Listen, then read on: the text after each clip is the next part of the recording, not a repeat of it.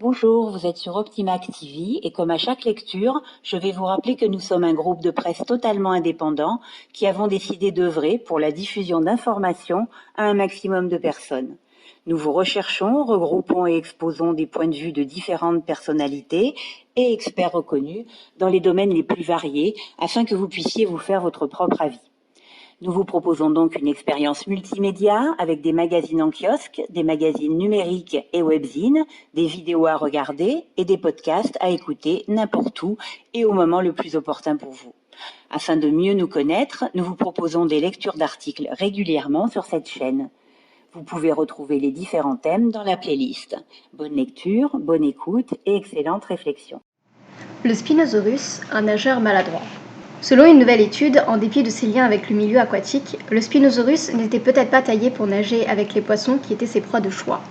Il y a environ 100 millions d'années, un dinosaure de plus de 15 mètres rôdait le long des anciennes côtes marocaines afin de se nourrir de poissons et d'autres animaux.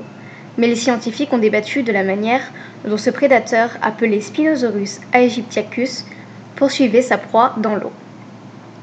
En 2014, Nizar Ibrahim du National Geographic expliquait que le Spinosaurus passait la majeure partie de son temps dans l'eau, peut-être à nager ou même à plonger, à la recherche de ses proies aquatiques, le premier dinosaure connu à le faire.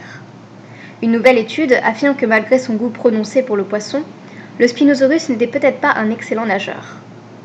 L'analyse, publiée le 16 août dernier dans Perche, a utilisé des simulations informatiques pour déterminer comment la créature aurait pu flotter. Les résultats suggèrent que le Spinosaurus aurait été trop robuste pour nager facilement après sa proie, et en raison de sa silhouette élancée et lourde, il aurait été enclin à basculer sur le côté. J'ai souligné ce que je pense être des problèmes concernant l'hypothèse de l'équipe d'Ibrahim. Et s'ils ne peuvent pas les contrer avec de nouvelles preuves, alors leur hypothèse est, mélangeant mes métaphores, morte dans l'eau, a dit Don Anderson, conservateur des dinosaures au musée royal de paléontologie de Tyrrell en Alberta au Canada, et également auteur de l'étude. On dit généralement que la science a tendance à se corriger d'elle-même. Alors voici quelques-unes de ces actions d'autocorrection en action. Bien que ce ne soit pas le dernier mot concernant la navigabilité et la capacité de nage du Spinosaurus, les résultats devraient relancer le débat sur la manière dont le plus grand dinosaure carnivore connu satisfaisant son insatiable appétit. Le travail semble être assez convaincant en ce qui concerne le fait de démontrer que le Spinosaurus ne possédait pas une forme corporelle particulièrement bien adaptée à la plongée et la nage sous-marine, a expliqué le paléontologue de l'université du Maryland, Tom Holt, qui n'a pas participé à l'étude. Indépendamment de la façon dont l'énorme dinosaure manœuvrait dans l'eau, le Spinosaurus et ses parents s'appuyaient sur les écosystèmes aquatiques pour leur alimentation.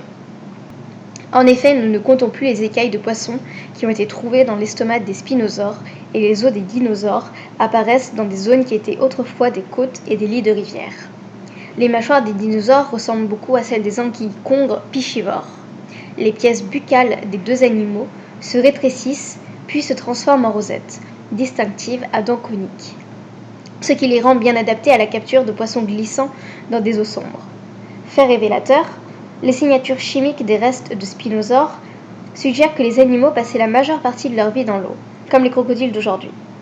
Nous avons vu une tonne de nouvelles études vraiment excitantes, ajoutant de nouvelles preuves indiquant un Spinosaurus véritablement épris de l'eau, a déclaré Ibrahim, paléontologue à l'université de Portsmouth. Les détails sur la façon dont ces animaux se déplaçaient dans l'eau et attrapaient leur proie sont évidemment une partie plus délicate de la recherche scientifique.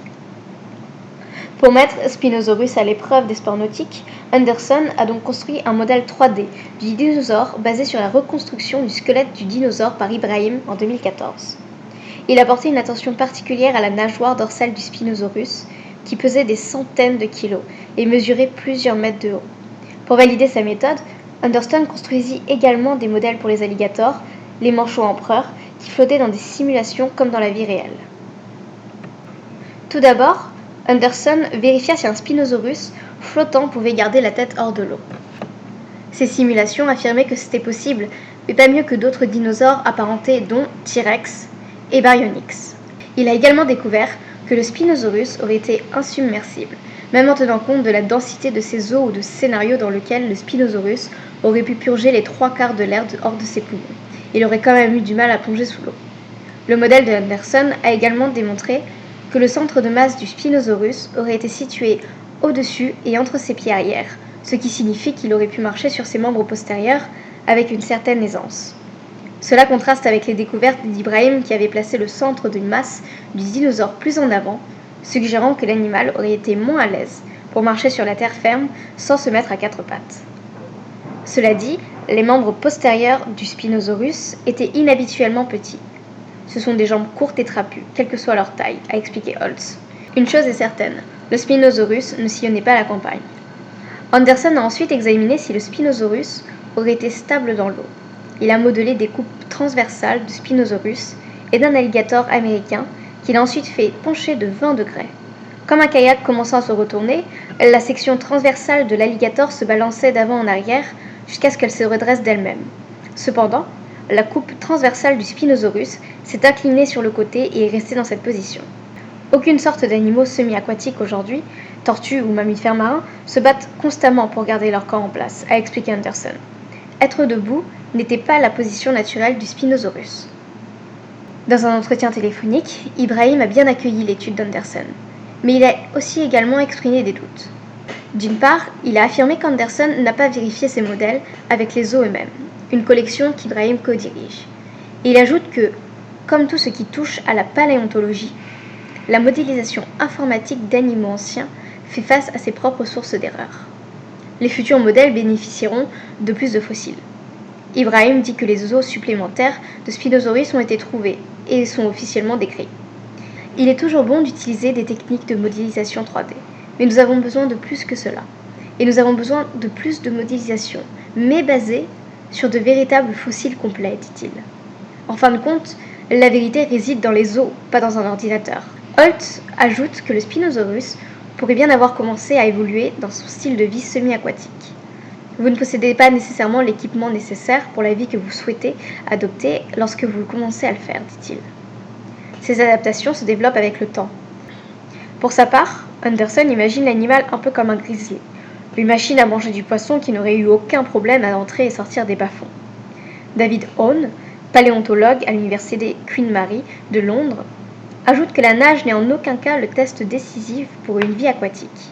Les hérons ne savent pas très bien nager, mais ils passent le plus clair de leur temps dans l'eau jusqu'aux genoux pataugeant au bord des rivières. Semi-aquatique peut être un coup de pouce, mais vous parlez certainement d'un animal dont l'écologie est fondamentalement liée à l'eau.